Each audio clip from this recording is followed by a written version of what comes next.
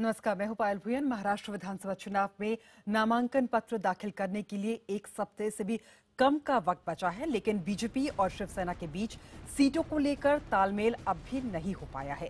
शिवसेना नेता संजय राउत का कहना है कि आज शाम तक फैसला हो जाएगा और इसी बीच शिवसेना के अखबार सामना में एक बार फिर इसी मुद्दे पर संपादकीय लिखा गया है, जिसमें शिवसेना के रुख में थोड़ी नरमी देखी जा सकती है, लेकिन इशारों इशारों में बीजेपी को ये जता भी दिया गया है कि वो बहुत झुकने को तैयार नहीं है।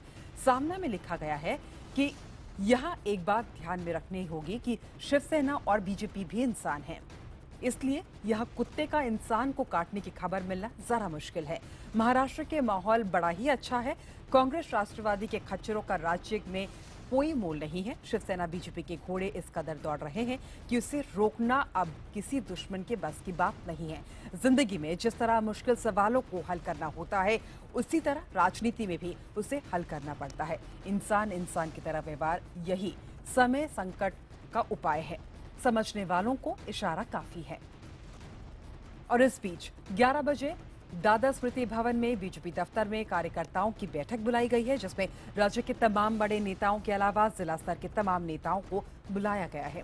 चुनाव की रणनीति और गठबंधन को लेकर मौजूदा हालात के बारे में जानकारी दी जाएगी, साथ में चर्चा भी की जाएगी। और इसके अलावा मातोश्री पर उद्धव के घर पर वो कुछ शिवसेना के नेताओं से भी मुलाकात कर सकते हैं। इसके लिए समय अभी तक नहीं निर्धारित किया गया है।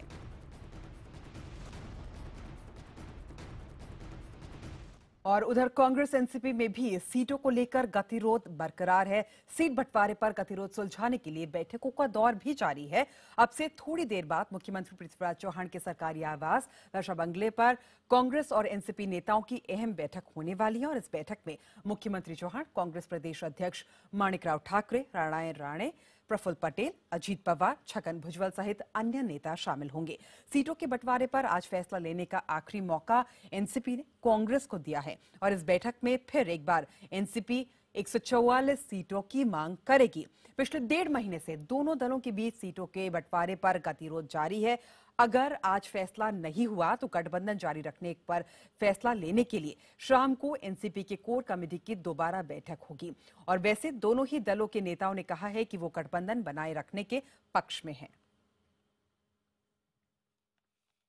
जहाँ तक के कांग्रेस और एनसीपी की बात है, मैं समझता हूँ कि डिफरेंसेस मिनिमाइज हो चुके हैं और आज या कल में सारी समस्याएं खत्म हो जाएंगी और हम पूरी ताकत के साथ महाराष्ट्र चुनाव के लिए मैदान में उतरेंगे और हमें विश्वास है कि हम चौथी बार सरकार महाराष्ट्र में बनाएंगे। और गठबंधन पर जारी घमासान पर ताजा अपडेट के लिए मुंबई से जुड़ रहे हैं संवाददाता दिनेश मौर्य। दिनेश, सामना में जो आज लिखा गया है संपादकीय, इशारा किसकी ओर है? जिस तरीके से अमित शाह ने उद्धव ठाकरे को फोन किया और जिस तरीके से कल के संपादकीय में और आज के संपादकीय में काफी नरमी देखी जा रही है, क्या लगता है कि मामला सुलझ पाएगा? देखिए, फिलहाल जो हालात हैं उसमें मामला सुलझने में और शायद कुछ और वक्त लग सकता है, लेकिन अपनी संपादकीय से फिर एक बार बीजेपी को जताने की कोशिश की है शिवसेना ने कि वो अपने पैर जमीन पर रखे, मोदी लहर पर ना उड़े। उपचुनाव के नतीजे सबके सामने। अब ऐसे में अब भी जो महाराष्ट्र बीजेपी के नेताओं को लगता है कि वो सबसे बड़ी पार्टी चुनाव के बाद बनकर उभर सकती है, तो वो इस मुगालते में न रहे, साथ मिलकर काम करे, हवे में ना उड़े और साथ ही में इंसानों की तरह व्यवहार करे, जानवरों की तरह व्यवहार न करे। ये आज के संपादकीय के जरिए कहने की कोशिश की। और साथ ही में एक और चीज, और दिनेश शिवसेना का ये भी बताइए। हाँ दिनेश, ये भी बताइए कि गठबंधन प्लान के साथ कांग्रेस जो है वो कंटिजेंसी प्लान के साथ भी तैयार है, तो कांग्रेस के खेमे में क्या चल रहा है?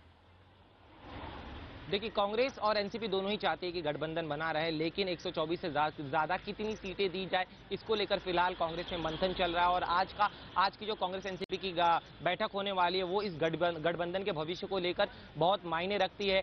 कुछ नेता यहां पर पहुंच चुके हैं, अन्य नेता यहां पर पहुंचने वाले हैं। कुछ देर में जब ये मीटिंग शुरू हो जाएगी तो एनसीपी का पूरा दबाव रहेगा कि वो 124 से ज्यादा सीटें हासिल करे। लेकिन पृथ्वीराज चौहान ने साफ कर दिया है कि किसी भी प्री माइंडसेट के साथ एनसीपी के नेता यहां पर ना आए, खुलकर बातचीत की जाए ताकि मसले का हल निकल सके। और पृथ्वीराज चौहान ने यह भी साफ कर दिया कि जो पूरी मांग है उनके 144 सीटों की, वो पूरी नहीं होगी। तो अब क्या एनसीपी ज्यादा सीटें हासिल करने में कामयाब होती है इस बैठक में, ये कुछ देर बाद पता चलेगा। जी पायल। जी दिनेश, बहुत बहुत शुक्रिया।